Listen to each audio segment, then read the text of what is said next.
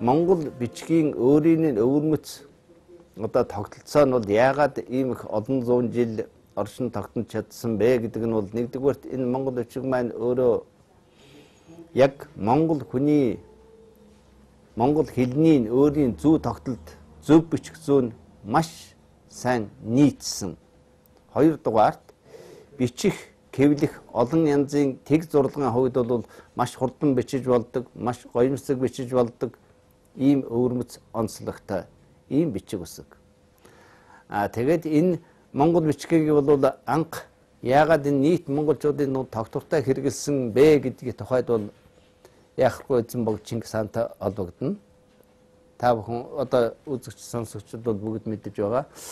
Чингис хаан их Монгол улсыг байгуулж Төв Азид байсан Монголын олон овг аймагуудыг нэгтгэж нэгэн одоо захиргаанд оруулж төрийг төвхнөөснийхаа дараагаар 1204 онд монгол бичгийг төрийн бичиг болох зарлиг гаргаж өөрөө одоо Мөнх тэнгэрийн хүчинд их Монголын улсын далай хааны зарлиг ил булхай эргэн дор хүрвээс биширт өгөө аюутгаа гэсэн үгтэй энэ тамгаан хэрэглэж одоо Шихэн удаг гэдэг одоо улсын дээд зарагч тэр зарагч гэдэг нэртэй байсан. Одоогор бол улсын одоо дээд шүүгч юм да.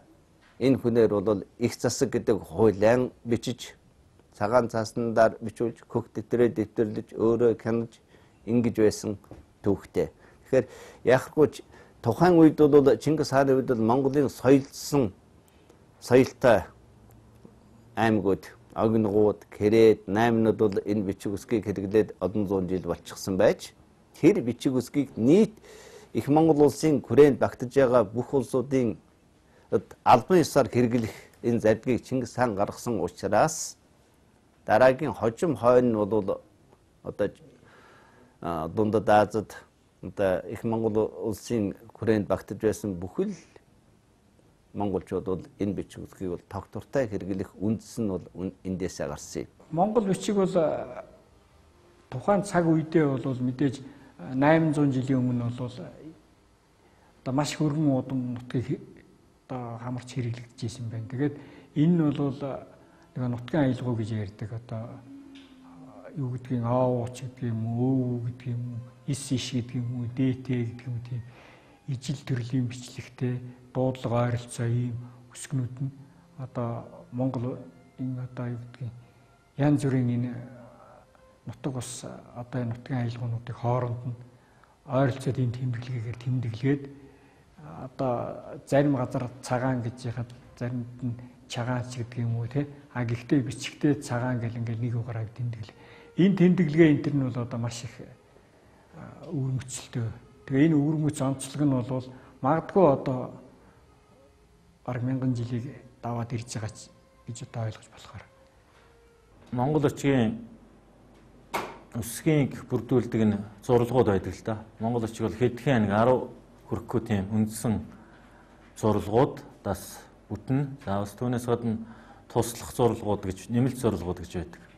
Эдгээрийн нэрийг ингээд аваад үзэхэд за жишээлбэл их шиг үндсэн 7 богино их шигийн үгийн ихэнд ордог тод хилэгдэд сонсогддог тэр байр онцлогийг нь зааж байдаг.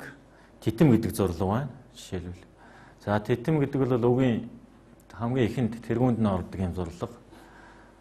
байх жишээтэй.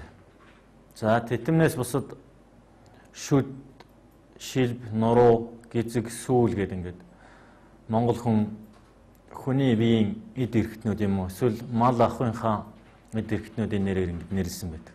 Энэ бол манай үндэсний бичиг, өөрийн бичиг, Монгол хүн монгол сэтгэлгээрээ нэрлэж ингээд зохиосон баталгаа юм аа. Тийм учраас бид нар монгол бичиг бол манай бичиг, бидний оюуны том бахархал гэж зөвхөн одоо үндсэн зурлагуудаас нь аваад үзэгдэл энийг бол хангалттай хэлж болохоор ийм баталгаатай.